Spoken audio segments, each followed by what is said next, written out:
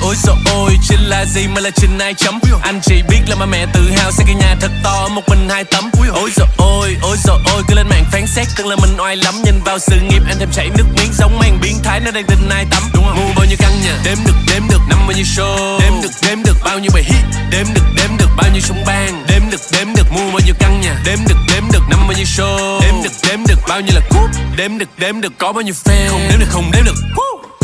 Lần đầu tiên mà nhạc anh được hit, tụi nó nói là cho anh may mắn, okay. Rồi anh hit thêm lần thứ 2, thằng này không đẹp trai thì cút.